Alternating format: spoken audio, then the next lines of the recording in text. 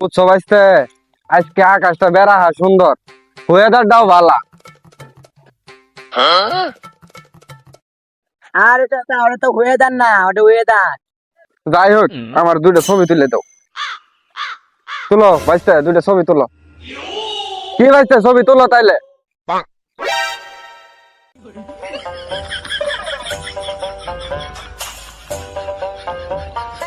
তাই না, তো দিয়ে ছবি করে দেওয়া তো কিরকম সুন্দর হইছে।